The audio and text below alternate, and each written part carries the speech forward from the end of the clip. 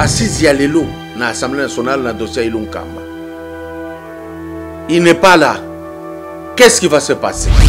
Abonnez-vous à Kadjumbo TV. Article 147 de la Constitution Zolobani. Lorsque l'Assemblée nationale adopte une motion de censure, lokola lelo bakotuna par vote, est-ce que vous adoptez la motion de censure contre le gouvernement Ilunga Nkamba? So balobi oui. Vous aurez de tout.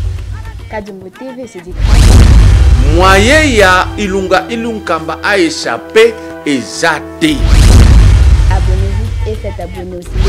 On s'est demandé pourquoi il résiste. Il veut sauver quoi? Il veut faire plaisir à quoi? Pourquoi Ilunga Nkamba zondi maza la humilier?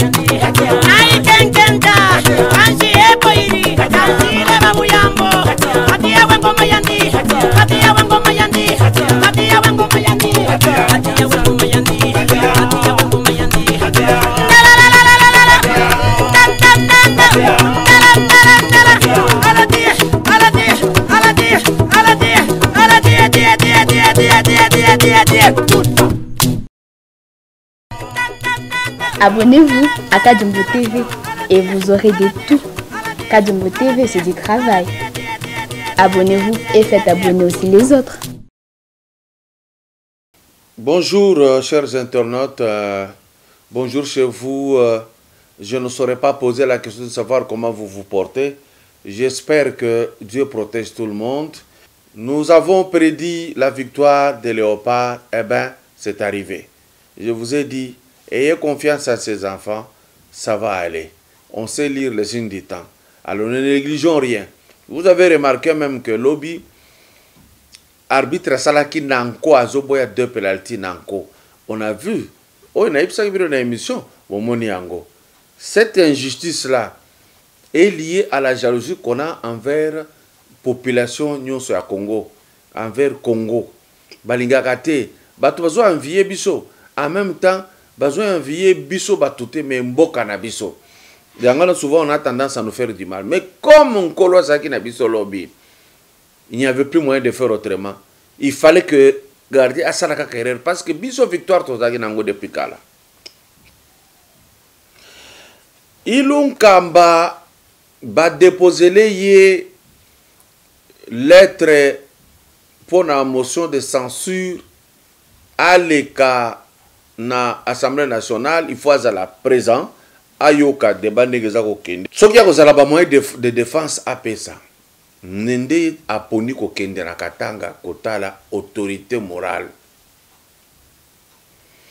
batu mingi suko baza komituna autozolo babazo kota déjà na Assemblée nationale pour débat et salema ya makasi mais nini ekoleka na sima tokotala yango.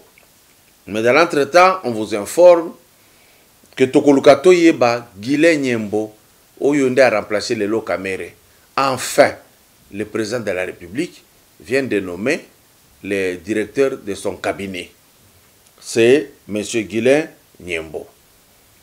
Est-ce que Guilé Nyembo, Dirkabi Asika, n'est à nommer ba conseiller chef de l'État ou bien chef de l'État qu'on nomme Yemoko?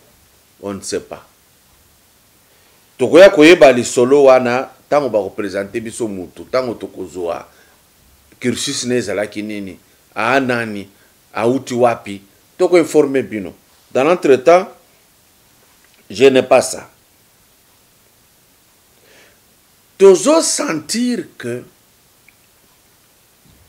le professeur Bahati Lukwebo Moussala façon azo sala yango sikoya informateur. Ngai na ko analyser de près et connaissant mon vieux ba fleur yazalaka nango ba souplesse o yazako aza réceptible, aza sensible, aza a devant saka ba événement. Na omona neti akoko ma formateur kaka yemoko. Parce que sincèrement, la façon dont ça la moussala, ils ont déjà un formateur. Ils ont identifié même les compétences, les ministrables. En même temps, ils ont constitué une majorité pour le chef de l'État afin que les candidats pour nous. Ngai, na salika constat wana, na évité que binope constat que vous allez moko tote. Ba membre finalement, il y a Ensemble pour la République. Bakende ko rencontrer le professeur Bahati Lukwebo. Ezaka akunate.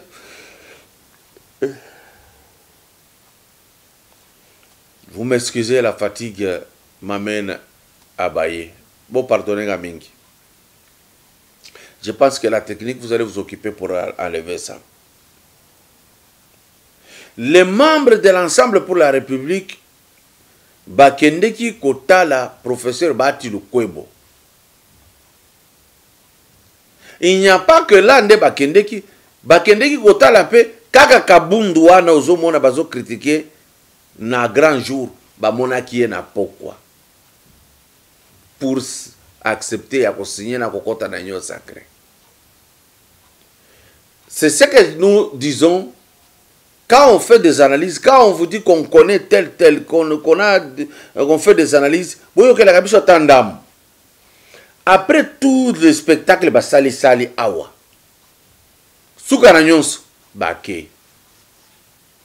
C'était pour vous dire que, ezalaki mouvement eutaki libanda, et touché bango, lokola baseleli yango te, mutango ayaki nango, ake koyebisa mutatinda kiye que, et simbité.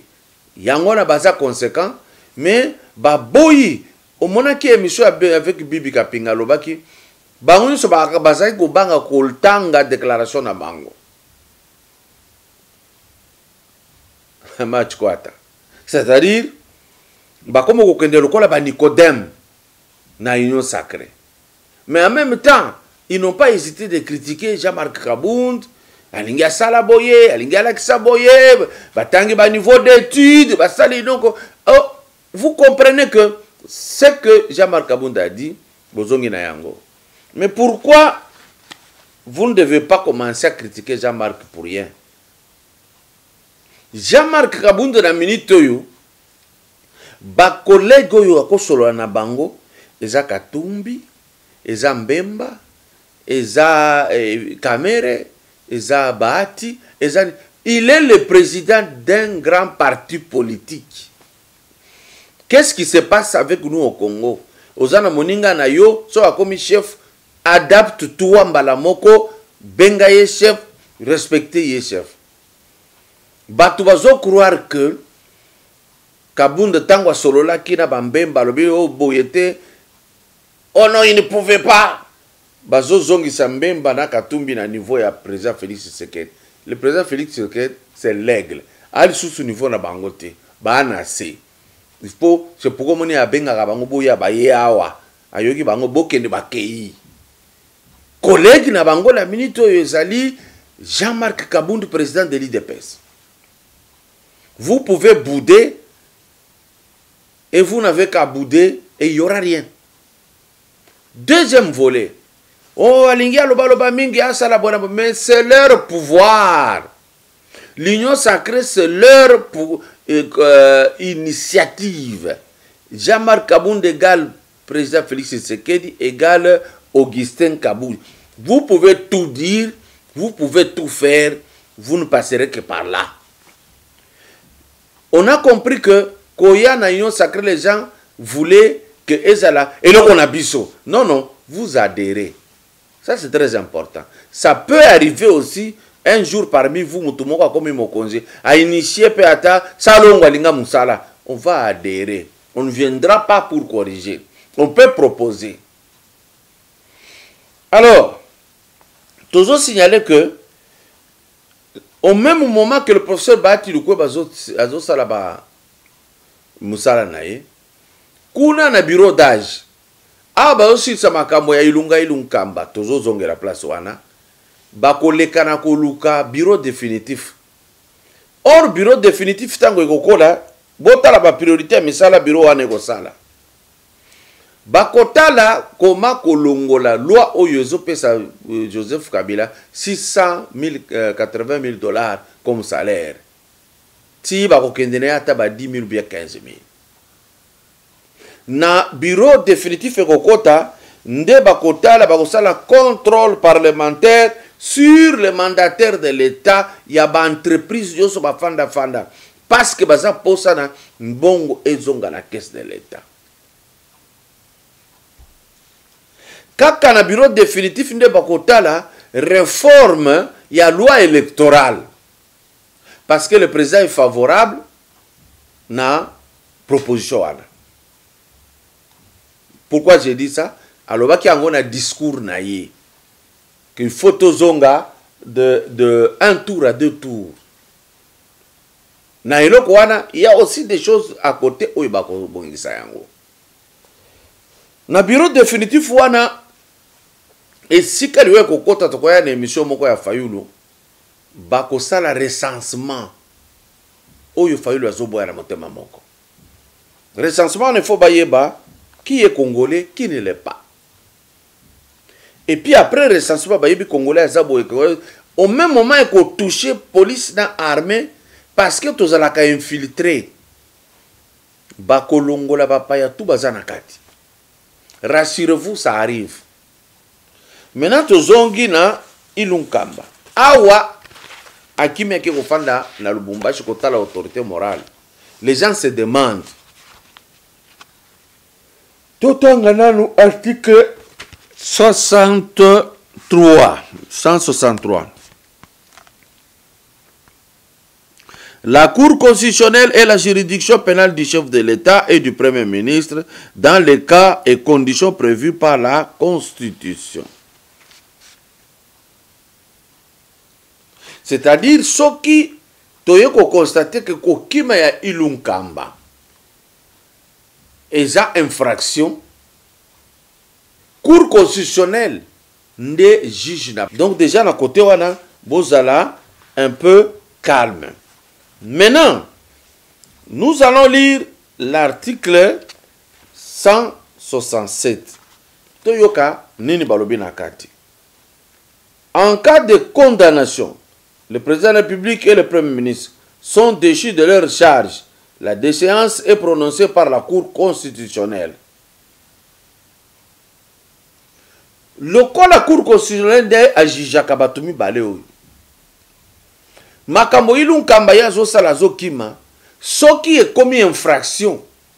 Donc bakolongola yi. Qui peut un ministre terminer. Mais maintenant, total na article 68. Les arrêtés de la Cour constitutionnelle ne sont susceptibles d'aucun recours et sont immédiatement exécutoires.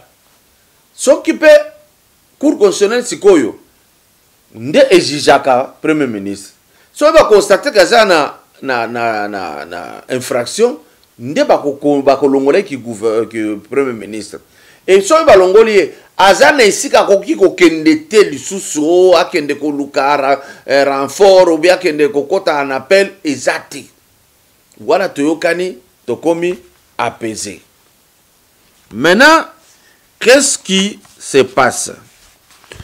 Tokoka kozonga lisusu na article 67. Pour les infractions commises en dehors de l'exercice de leurs fonctions, les poursuites contre le président de la République et le Premier ministre sont suspendues jusqu'à l'expiration de leur mandat. Pendant ce temps, la prescription est... Bon, ça, ce n'est pas tellement nécessaire.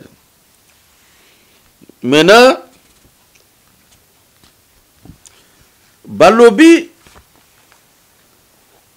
Soki Ilunkamba, aye te pour répondre dans le Parlement, et ça outrage contre le Parlement. Ce qui l'unkamba a beau qu'on remettre démission, ce qui est prévu par la Constitution, ça sera une violation intentionnelle de la Constitution.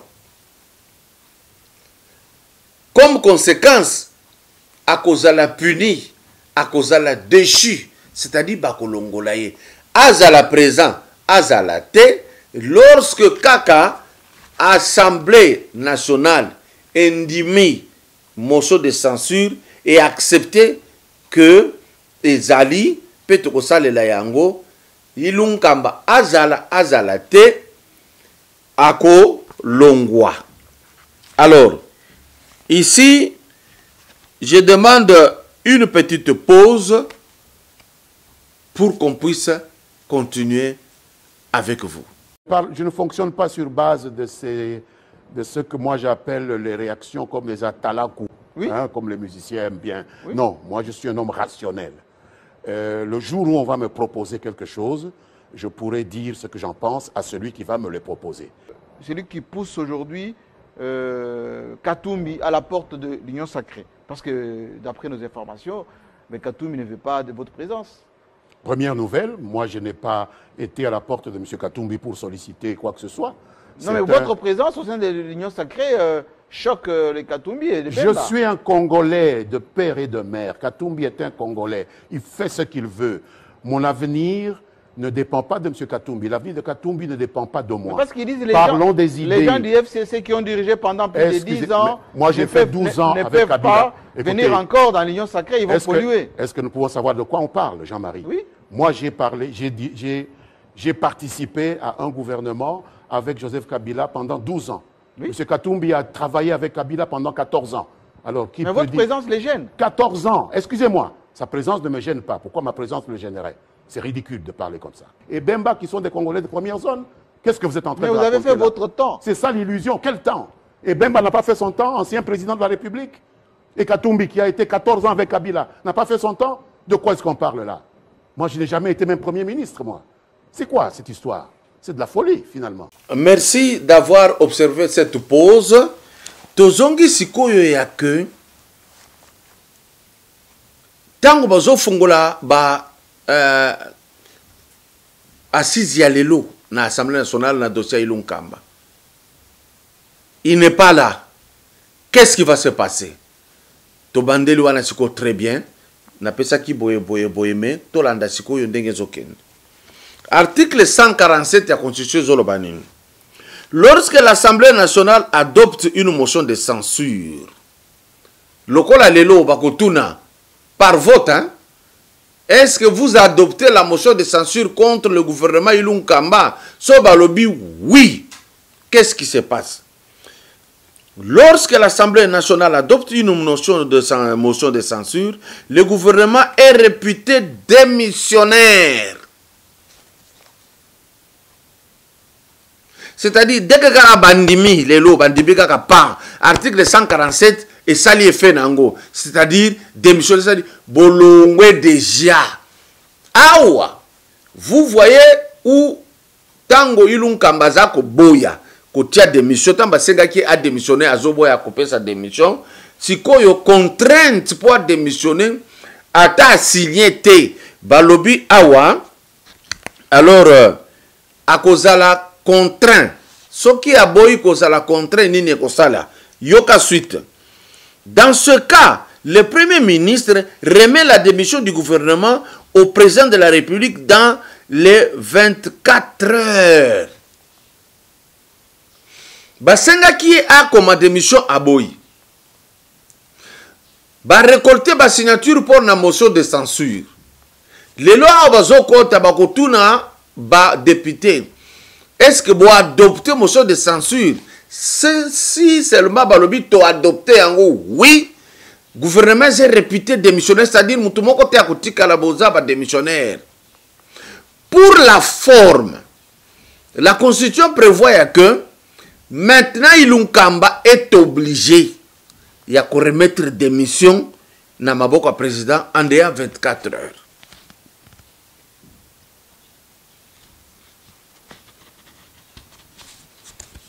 Alors,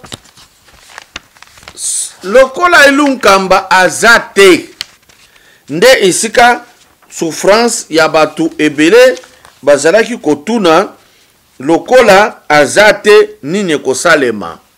Cela veut dire bapesa qui est déjà note que akozala lelo na Assemblée nationale. Soki ayete nde oyo babengi outrage totangago na article 164 lokola lelo azate soki azo avion yembango akuti ça va soki pe ayete soki ba adopter directement motion de censure a commis démissionnaire na gouvernement na mobimba mais soki ba moni kaka absence na ye na kati assemblée à constituer le binini article 164 la cour constitutionnelle et le juge pénal du président de la République et du premier ministre pour des infractions politiques de haute trahison d'outrage au Parlement. Or, atteinte à l'honneur ou à la probité ainsi que pour les délits d'initiés et pour les autres infractions de droit commun.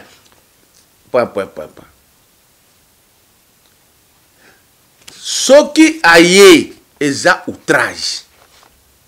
Outrage eza kaka alobate. Kaka acte wana. Eza outrage. Cette désobéissance notoire, manifeste, expresse, eza outrage. En ce moment-là, ce qui te continue, balobi, nini, elle est également compétente pour juger leurs co-auteurs et complices. Bon, est-ce que Ilunkamba na complice nini? Je ne pense pas.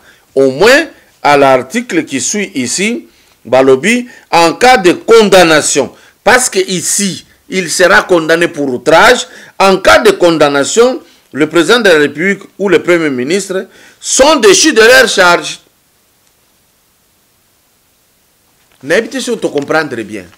Na libosa te lobby, soki kaka balobi to adopter motion de censure, le gouvernement Ilunkamba na yemoko bazaba démissionnaire. Il faut à comment lettre de démission cette fois-ci, c'est une obligation constitutionnelle à passer à la présidente de la République en dehors 24 heures. Ce qui a été qu'on se présentait le lot et qu'on constitue un outrage au Parlement. Donc, qu'on punir par la Cour constitutionnelle. Comme conséquence, il sera déchu de ses charges. C'est-à-dire, à l'ongwe qui est Premier ministre. Mais, toko ne peut musika.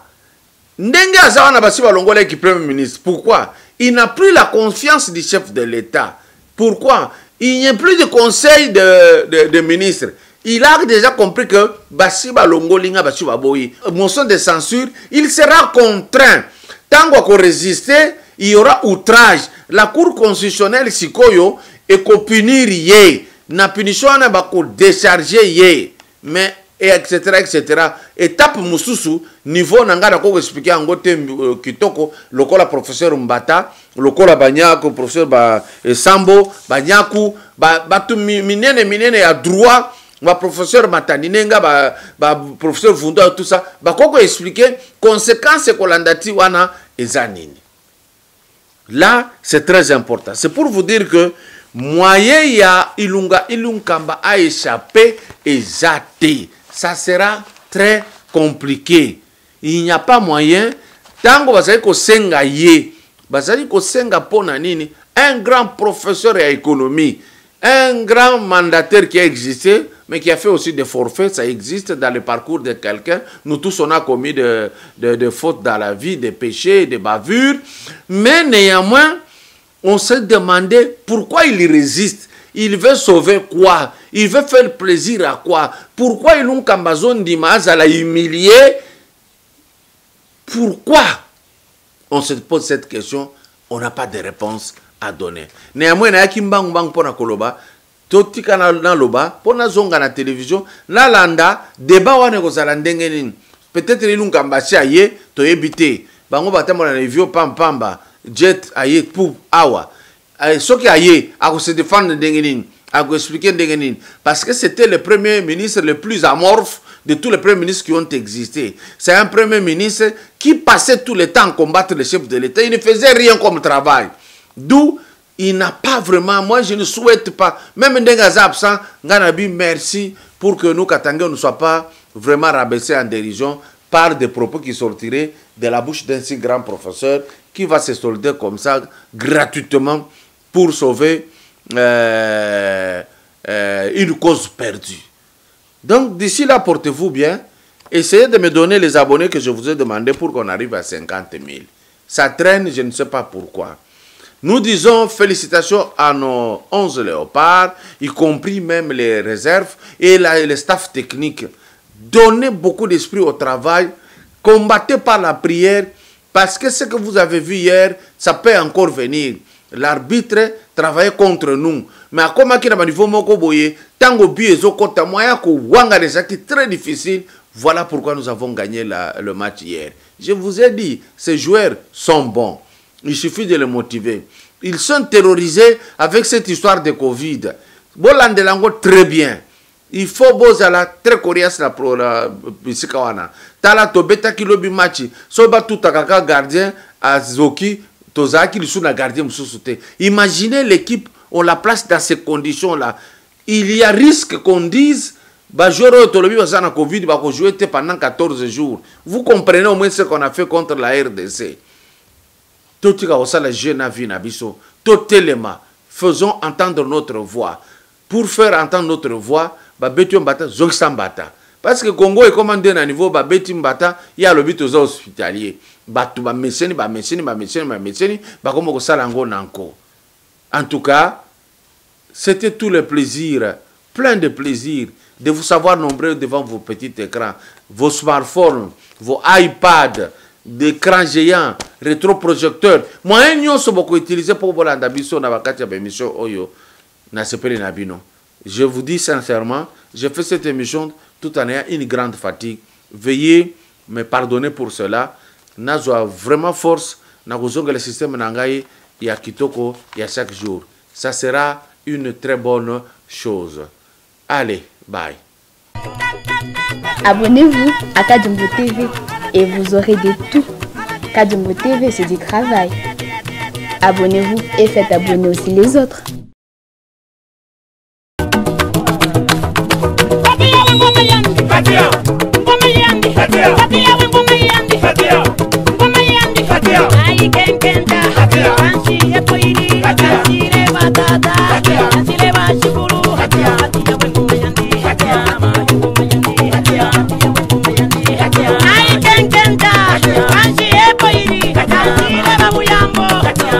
Ngoma yandi,